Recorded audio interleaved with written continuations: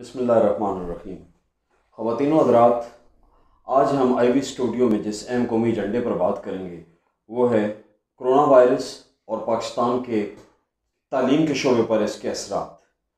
आज हमारी खुशकिस्मती है कि हमारे दरमियान पाकिस्तान के मायनाज माहिर तालीम जनाब प्रोफेसर एजाज़ महमूद भट्ट मौजूद हैं, जो किसी तारुफ के मोहताज नहीं हैं।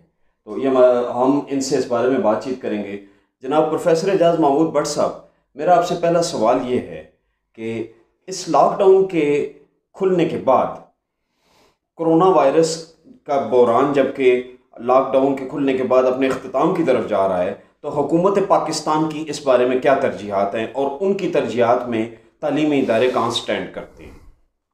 शुक्रिया जी मुझे मदऊ करने का।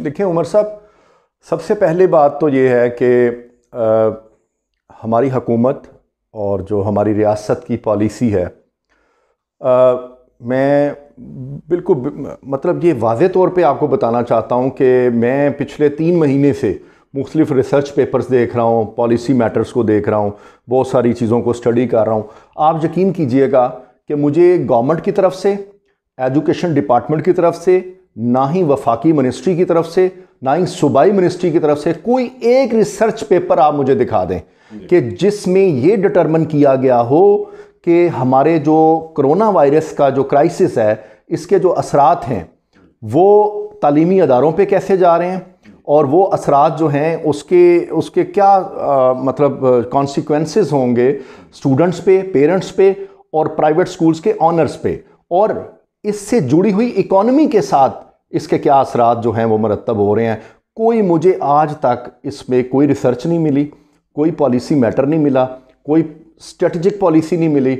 तो आप इससे संजीदगी का अंदाज़ा लगा लें इन अदारों की, तो इन्होंने आज तक इस पर कोई रिसर्च ही नहीं करवाई। कोई थर्ड पार्टी एजेंसी या थर्ड पार्टी रिसर्च होनी चाहिए थी कि आप देखें ना, इसमें पूरे मुल्क में अक्रॉस द नेशन में बात कर रहा हूँ, तकरीबन जो प्राइवेट स्कूल्स, बार बार आप लोग कहते हैं जी कि स्कूल्स हैं, मैं समझता हूँ कि सिर्फ स्कूल कह देने से प्राइवेट इंस्टीट्यूशंस मुकम्मल नहीं होते, इसमें कुछ और कैटेगरीज भी हैं। फॉर एग्जांपल, एक आपके फॉर्मल स्कूल्स हैं, वो 2,12,000 पूरे मुल्क में प्राइवेट स्कूल्स हैं, जो कि प्राइमरी लेवल के हैं, जो कि एलिमेंट्री लेवल के हैं, सेकेंडरी लेवल के हैं और हायर सेकेंडरी लेवल के। ये 4 लेवल्स के 2,12,000 पूरे मुल्क में स्कूल एग्जिस्ट करते थे कोरोना से पहले। अब मुझे नहीं पता कि अब करते होंगे कि नहीं करते होंगे, जाहिर है कि उनकी तादाद रिड्यूस हो रही है आहिस्ता आहिस्ता।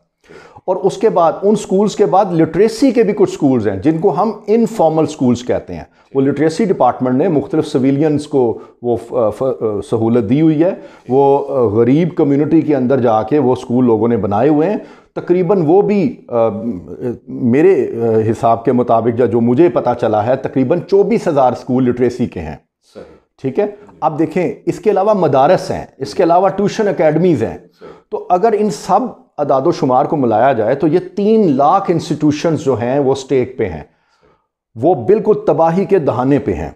और उनमें आप देखें कि तकरीबन 24 लाख टीचर्स उनके साथ वाबस्ता हैं, इन अदारों के साथ। ये टीचिंग स्टाफ है। नॉन टीचिंग स्टाफ तकरीबन 8 से 10 लाख नॉन टीचिंग स्टाफ है। फिर इसके अलावा एसोसिएटेड जो एक्सेसरीज हैं इसके साथ, वो भी अभी गवर्नमेंट ने तखमीना नहीं लगाया। देखें कि बुक्स वाला जो है या जो स्टेशनरी है, जो उसमें पब्लिशर्स हैं, उसमें जो कैंटीन चलाते थे, बहुत सारी इसको हम कहते हैं एसोसिएटेड एक्सेसरीज, वो कितनी डैमेज हो रही है। इन सब डैमेजेस के अगर सही स्टैटिस्टिक्स गवर्नमेंट कोई एक बॉडी बना दे, वो सामने लेके आए, तो मैं आपको दावे से कहता हूं ये किसी भी जो आपकी इंडस्ट्री है, आपकी टेक्सटाइल इंडस्ट्री है, आपके और जो तजारत के अदारे हैं, जो ट्रेड के अदारे हैं, सबसे ज़्यादा जो डैमेज अगर कोई इंडस्ट्री या सबसे ज़्यादा जो डैमेज हो रहा है जो तबका, वो एजुकेशन से रिलेटेड तबका हो रहा है। और वो चाहे टीचर्स हों, चाहे स्कूल ऑनर्स हों, वो प्राइवेट इंस्टीट्यूशंस हों। और सिर्फ इसका, ये तो एक मैं मटीरियल बात आपको कर रहा हूँ, एक कंक्रीट बात कर रहा हूँ, लेकिन इसका एक इममटीरियल एस्पेक्ट भी है। वो ये है कि आपकी जो 1 साल का जो स्टडी में गैप आएगा, वो वक्त आप कैसे रिवर्स करेंगे। बिल्कुल सही फरमाया। कल के जो इंजीनियर्स हैं, डॉक्टर्स हैं, जो कल के बायोकेमिस्ट हैं, जो कल का आपका जो फ्यूचर है पाकिस्तान का, नौजवान नस्ल है, आप उनको किस तरह के लंगड़ी किस्म की जो है वो डिग्रियां देंगे, उनको किस तरीके से आप आगे लेके जाएंगे, वो क्या तामीर कर सकेंगे आपके मुल्क की।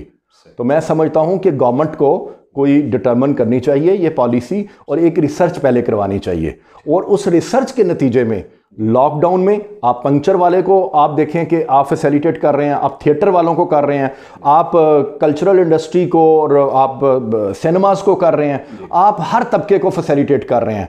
लेकिन इसमें सिर्फ क्या ये डैमेजेस नहीं है जो मैंने अभी बताए हैं? तो एजुकेशन जो इंडस्ट्री है या एजुकेशन सेक्टर है, उसकी बात सुनने वाला कोई नहीं। इसका मतलब है कि आपकी तरजीहात में और स्टेट और गवर्नमेंट की तरजीहात में शामिल नहीं है।